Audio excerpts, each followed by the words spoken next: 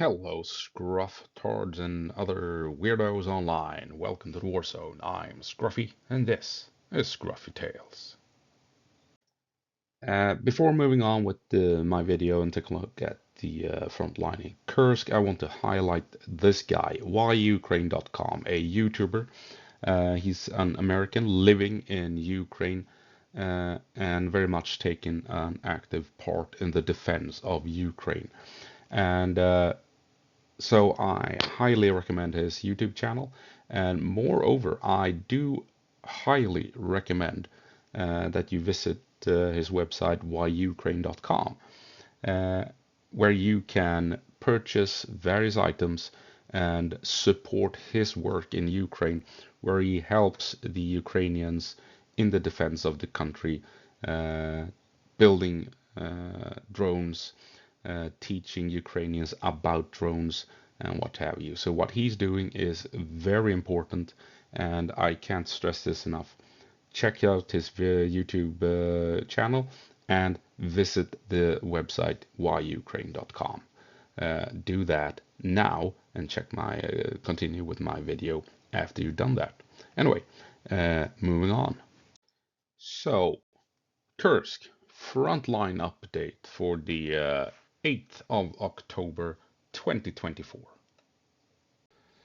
Right, so a couple of things have happened on the mappers, and I take a look at ISW, Andrew Perpetua, Noel reports, Deep State Ukraine control map, Mayakovsk 73. I even take a look at pro-Russian mapper, Zurich maps, and I also take a look at Scribble maps, and I use all of these mappers to try and get a feel what's happening up in Kursk. And they put down a ton of work and far more work than I'm doing, as I'm, standing on their shoulders as I'm making my own map. And it's not even finished. I mean, you can see here, there's not that much detail going on over here. But we're gonna be taking a look at a couple of interesting locations in Kursk. We're gonna be starting down here because some days ago Russia tried to make a push across the fields here for some reason, and well, it ended up as you might expect. They got their asses kicked out in the open fields. They claim apparently to have reached the valley here and the woods here. I am very skeptical that they made it that far with enough troops to contest these areas. Uh, I am more in line with Russia being in these woods here and here. And this is crucial as well. It's not a small thing because from here they are in a position where they can move into this forest here. And if they gain a foothold here, then they can actually push in on Plekovo from the forest here through the outskirts of town and pushing into Plekovo itself. So if they have established a foothold here, they are in a good position to move into the woods here. And same thing up here. Here they are in a position where they can push across and reach the forest as well. So despite the massive failure of pushing across the fields, no clue why they did that. Russia may actually be in a good spot here in the woods to reach Plekovo. Let's see, not much going on over here as far as I know. Yeah, we have some indication here that Russia has made a move at Kremyanoe. Apparently, they made a move at the Sheptokovka and down this road here. You can see the road here, securing it and pushing Ukraine away from these windbreaks. And as you can see, Ukraine had no choice but to fall back across all these open fields to reach some form of cover and defensive position.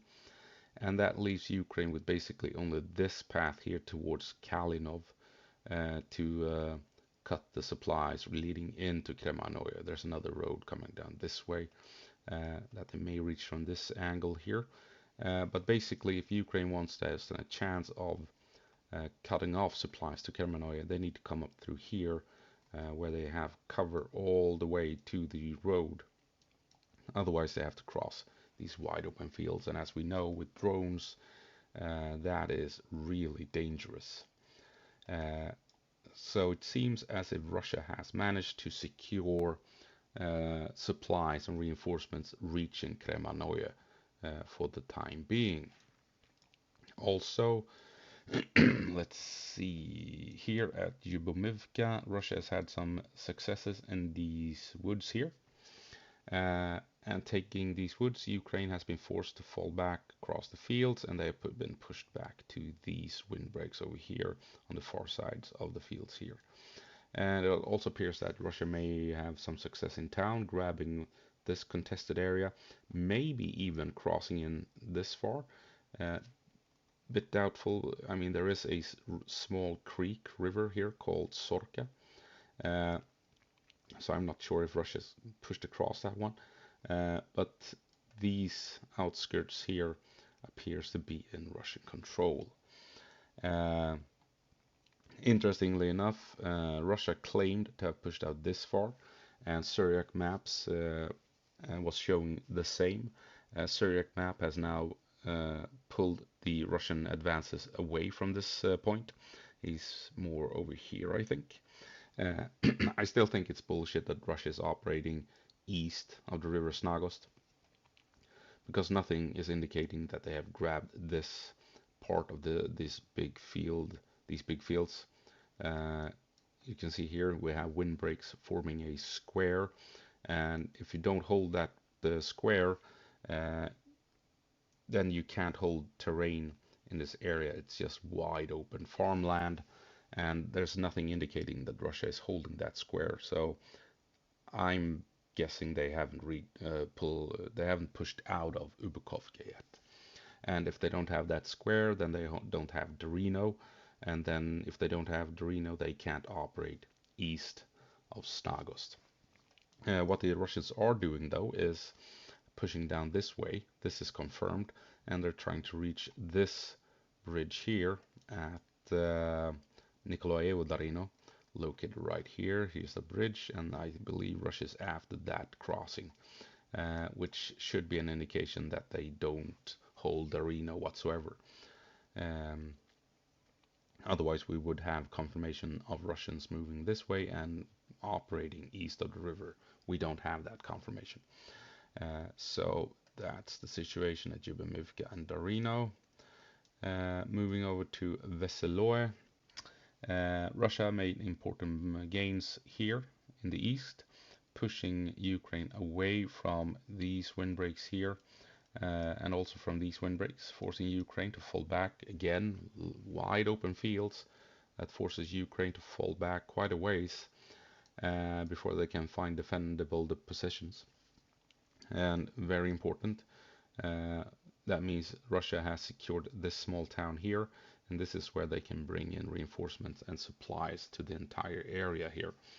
So very important move by Russia reclaiming these locations. Interestingly, at Veseloe itself, or west of it, in let's see here.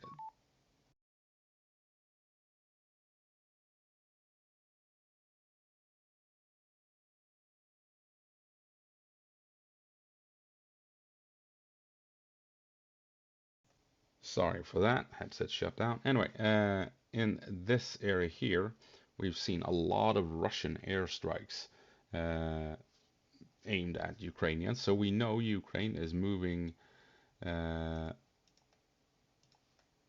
up this way. Otherwise, there would not be Russian airstrikes aimed at that location. Uh, Also, here at Kalina, I don't want that to be an arrow. At Kalina, we have seen Ukraine taking out two BMPs as they were moving through the town. So, all things combined, Ukraine pushing up this way, Russia bombing them like crazy with the air power, plus that Ukraine is taking out Russian vehicles over in Kalina, potentially means that Ukraine is making this move and gaining access to this part of the area outside of Veseloe. So the question is, is Ukraine operating in this orange area here, or is this still in Russian control? This may still be under Russian influence, but if Ukraine has drones this far out from Veseloe, that is an indication that they are now operating away from town. They can divert resources away from Veseloe and this battle to engage Russians all around instead of within Veseloe. So really interesting that we're seeing so many Russian airstrikes in this area as Ukraine is pushing up to the west of Veseloe, plus even further west in Kalinina, we are seeing Ukrainian drones taking out Russian BMPs. And well, over at Tetkino further west still, we still have the mystery of all the artillery. There hasn't been any artillery strikes in a couple of days, that should be said, but in the 2-3 weeks leading up to our current date, the 8th or 9th, um, there has been a lot of artillery, crazy amounts of artillery aimed at these green areas here, uh, which sort of indicates that maybe Ukraine is making a push like so, as well as trying to come in from the north and maybe coming in this way as well. Uh, Seems to make sense, doesn't it? Moving in this way to cut off logistics leading into Tetkino, making pushes here, combined with these pushes that have been confirmed to move into town. These two seems to have failed since we haven't seen any progress on the maps. Same thing here. Andrew Perpetua is the only one showing us that Ukraine is operating maybe north of Tetkino. But this may have been an attempt to cut the supplies leading into this part of Russia. This may be as a diversion, maybe as Ukraine striking Russians along the border, who knows. Uh, but that is basically it. Um,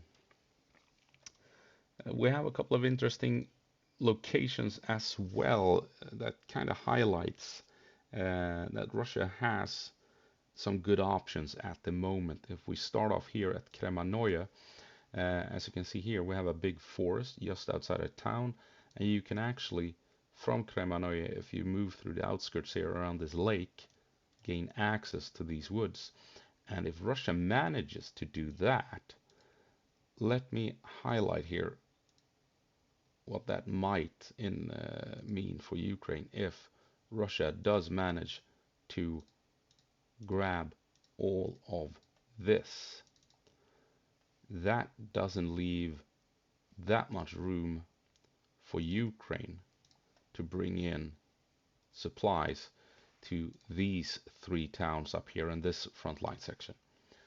Since they lost the forest down here and were forced back across these fields, if Russia, now that they have opened supply routes leading into town, if they start to push out into that forest, Ukraine is in trouble. They don't have all that many options when it comes to bringing up logistics to these three towns, and it becomes easy for Russia to attack Ukrainian reinforcements and supply trucks trying to move up to the front line up here. So should Russia manage to push into the forest out of Kremyanoe, Ukraine is really in trouble up here in the north. Uh, Same thing here with Russia pushing in this way, coming down through Kitrovka. Uh, that does appear to be a big issue as well. If we zoom in, if Russia manages to move from this location here, and oops, sorry, oh, wrong, didn't mean to do that. Uh, and if they grab, I mean, just the outskirts of the forest here along the valleys, again, as we can see, uh, Ukraine has few options when it comes to bringing in logistics to this entire region here. So if Russia just makes a slight push into that forest here, this part of the front line may actually be forced to fall back for Ukraine because they don't have all that many options in supporting the troops up here in the north if that happens. So Russia, they have a couple of good options at the moment. They really do.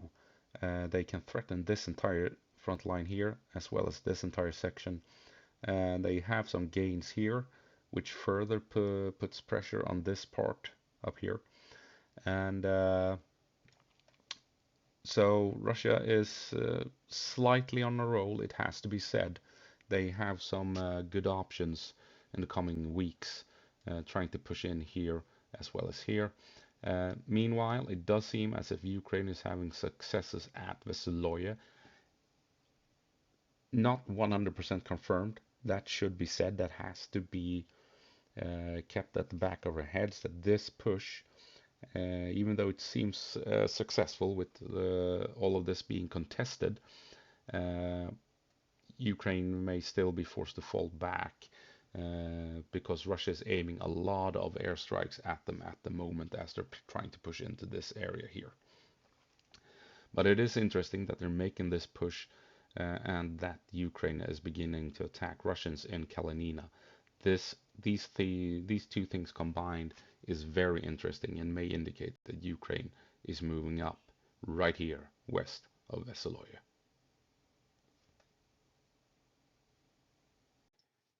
And not much else to add at this point in time. Ukraine appears to maybe push out west of Veseloe. Very interesting if that is the case. We have some indications that that is ongoing or going on. Nothing confirmed as of yet. And then, of course, we have Russian advances at Yubamovka, and they appear to have a couple of